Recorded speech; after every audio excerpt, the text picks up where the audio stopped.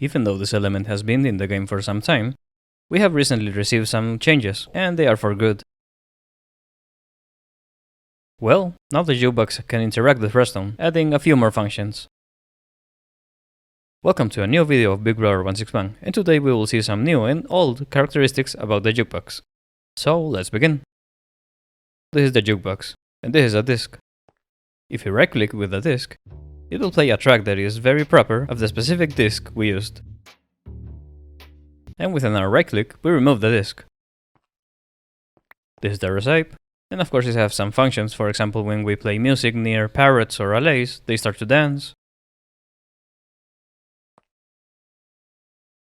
And it is used to duplicate allays, but what I want to talk about in this video is about its interactions with redstone. Well, something that last year changed regarding jukeboxes, and of course this came months ago and I could have talked about this some time ago, but as always, I'm late. Well, if we place a disc and the track is playing, the jukebox will give out a redstone signal. Here we have maximum power. Now, redstone directly connects to jukeboxes. For example, you see this redstone dust line over here, and it takes a deviation to connect to the jukebox.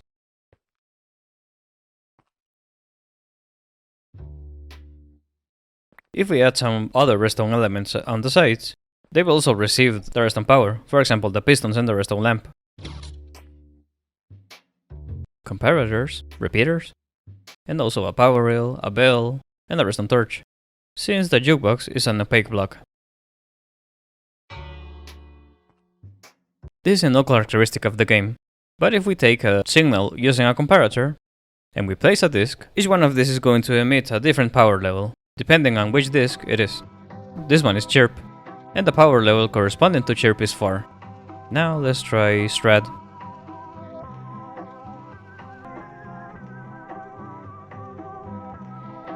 We remove the old disc, put the new one, and of course the power level is going to be 9. Up until recently, there has been a different power level for each disc. As we know, power levels on redstone go all the way from 0 to 15. So we have 16 possible values, but since 0 is designated for off, when the jukebox has no disc, and now the problem is that we have 16 discs. It means there are 15 power levels for 16 discs. Now a situation we have is that we have 2 discs that share a power level. One is other side, and the other one is relic. So this one is the result. The first one is 1, cat is power 2, stall is 8, guard is 10, weight is 12, and for example rain and relic is 14. Another thing that we need to know is that the playing time of each of these discs is different. So I name each of these discs with their respective time. For example, blocks is one of the longest one, 5 minutes and 45 seconds. And some of them are quite short. For example, Melohy has 1 minute and 36 seconds. Or disc 11, which funny enough is 1 minute and 11 seconds. But probably the biggest change done to jukeboxes in this version is that now they can interact with droppers and hoppers. This has been in the Bedrock edition for a long time, but now we have it in the Java edition. So now we can use hoppers to insert the disc in the jukebox.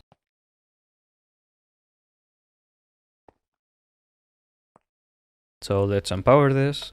So once the disc is inside, it starts to place the track. We can pretty much do the same if we place a dropper facing the jukebox. We just place the disc in the dropper, and using a redstone signal, there it is. In the case of the hopper, we can insert the disc on any of these 5 directions. There is no way to insert it from the bottom. But in case of the dropper, we can insert it from any of these 6 directions. And of course the hopper is able to extract the discs when the track has finished. We already saw that once the disc is inserted into the jukebox, it emits a power signal. And it is maximum power. And once the track is done, the redstone signal disappears. So once the signal ceases to exist, it stops blocking the hopper and the disc can be extracted. Let's take into account one thing. The dropper only has 9 slots, but we have 16 discs.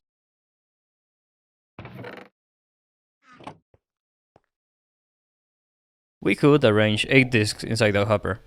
And if we flick the button, a random one is going to insert in the jukebox. For example, this one. This is easy to do with 9 discs. We just flick the button and a random one is going to insert itself in the jukebox. But we cannot place the 16 discs into one dropper. One way to do it is to split it half and half.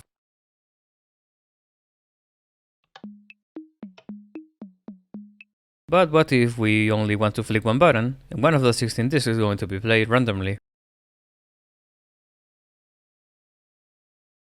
Well, we can build this simple redstone contraption to do this. Seen from above, it looks like this. This is really easy to build.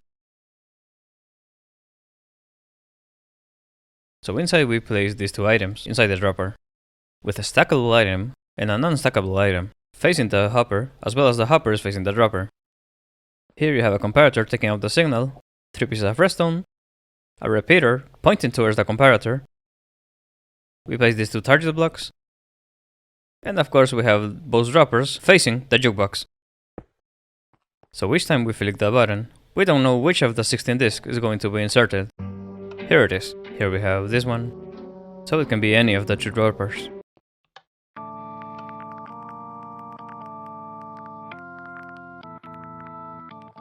Another interesting thing is that once a disc is already playing, no matter if we flick the button, no new disc is going to be inserted, since the redstone signal of the jukebox is blocking both droppers. But one thing you are going to see is that we are manually taking out the disc.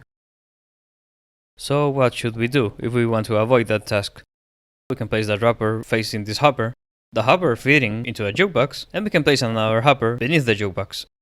As you can see, this is not difficult to hide. For example, we can place here a wall and a floor. And what this machine is going to do is that from one of these discs, a random one is going to be inserted. And once the track is done being played, this hopper is going to extract one of the discs and return to a dropper.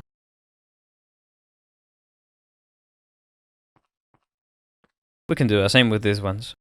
So now we want to combine the previous contraption and also add a system to extract the discs. The contraption devised was this one. This is a bit more complicated, but let me explain. Seen from above, at least in this basic form, is very unlike the previous one. The only difference is the position. For example, a dropper is down here, here's the hopper, and a comparator taking out the signal. And we have this piece here that randomly selects one of these 8 discs on each of the 2 droppers. The recharging system is down here. The first thing we need to know is which of the 2 droppers is lacking a disc. That way the contraption is going to decide, once the disc is extracted, towards which of the 2 droppers the disc is going to be returned. So we have here a comparator taking out the signal towards this dropper, which is going to change if one of the discs is missing. On some track mode, a comparator over here, taking a signal from this block, and here placing an item frame with an item. Remember to place it on position 7. Now this line comes down here, and what it is going to do is that it is going to block this hopper down here. Just under the jukebox, we're going to have this hopper facing this dropper here. And this hopper is facing the other side, where we have this column of 2 droppers facing up.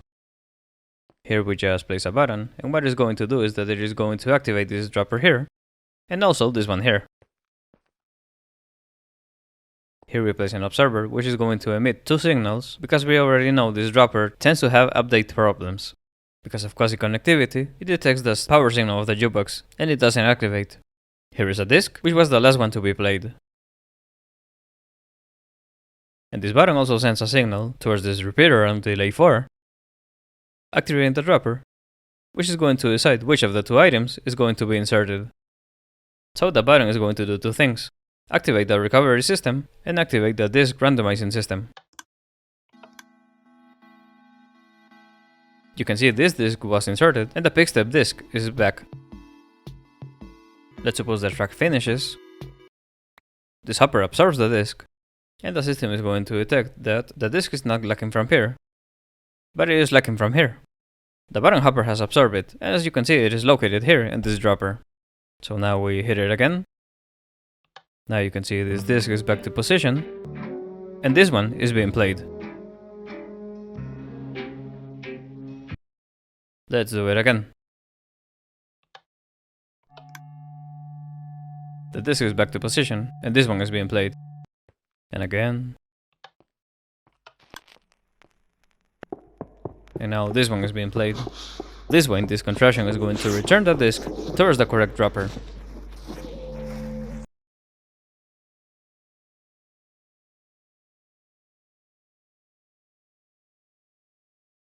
And you can see here the track is done, and then it's back to the correct dropper. Since the top dropper is missing a disc. Or better said, this one is complete. There are a few more tricks we can do with jukeboxes. For example, we can build a chain. This is the simple contraption you saw over here. And of course we can build this one, so the inserted disc returns to the dropper. But anyway, we have this chain. Now we press the button. I really don't know why you will do this, but you can. Another thing we can do is activate them at the same time. For example, one jukebox playing this disc sounds like this.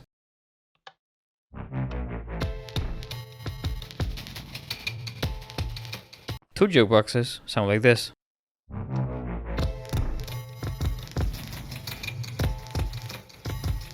Now we can do it with 4. The effect is starting to sound interesting.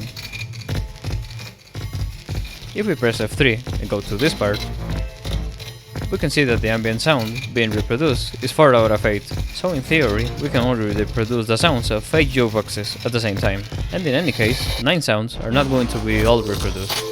As the last experiment, we're going to try to reproduce 8 at the same time.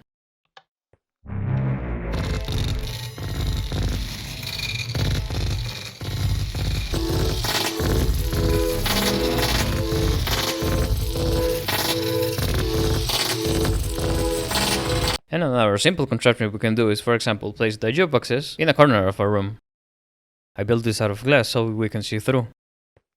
And just place a lever, just so we can control if the disc is playing or not.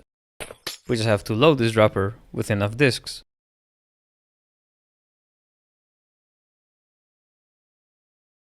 And once we flick the lever, it starts to sound. So now let's say this phase finishes. Once one disc is done, another one is dispensed. Of course, this one will return to this hopper. So this one ends, and automatically another one starts. And of course, this will continue. So as you can see, once the track is done, the system dispenses another disc.